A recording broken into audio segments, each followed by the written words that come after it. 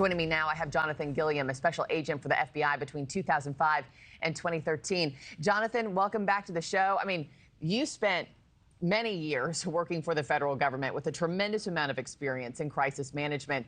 Take us to, what's happening on the ground, or what's supposed to be happening, at least, in response to these storms.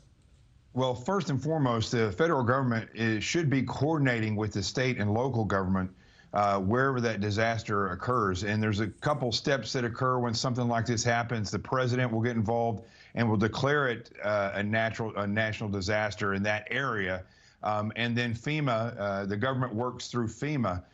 We've seen issues with the federal government working with the state government in many of the disasters. And one of the reasons I believe that is that as we look at all the different federal agencies, they've become so political over the years, as we see with DHS down in the border, and the way now that the Border Patrol is able to protect or control the flow of people coming over the border is a problem, and that's because it's politicized. So what we've seen now with the different hurricanes that we've had is we've seen more of a political type of reaction that is skewed because they show up, people don't know where to go, and the local governments are so much further ahead because they deal with these things and these people in their towns and communities day in and day out. So the federal government's really supposed to be there to assist these people to, make sure that people get water, get food, they can get set up for grants and loans.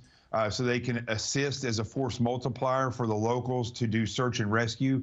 But unfortunately, because of the politics of it all, you start to see a breakdown of that in all these different events. Do you think if Helene and Milton hadn't happened in an election year and 27 days out, it would have become as politicized as it currently is? Probably not quite as politicized as it is, but what it really comes down to then is the competency of the leaders. And when I say the leaders, it does have to do with who's president. I mean, that sets the standard all the way around, but it also has to do with who is in charge of FEMA and who are the workers, how much do they train, how well do they know the locals.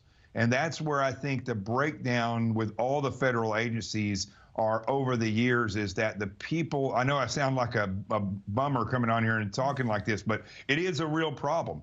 It's a problem that the competency of the people at the top and the relationship that they have with the states and the people who run those agencies, it's strained because they just don't work together that much. Yeah. And so what we see now is people not really knowing what to do when something occurs. The people don't know where to find FEMA. They don't know who they turn to, and that's because they don't rehearse and prepare the people as well. Well, it should be everybody working in tandem, local officials, FEMA, locals on the ground, but sadly easier said than done, I guess. Hey, one last question. What do you make of FEMA spending almost half of its funding for the next 12 months in just 8 days? Well, there's a problem there, too, because they've had a lot of money. I think you can track the money, and that gets very political, of course, when we start saying, where did the money go here and there? Again, the reality is when it comes down to these types of operations, it's like building an aircraft carrier. You can't just have one all of a sudden.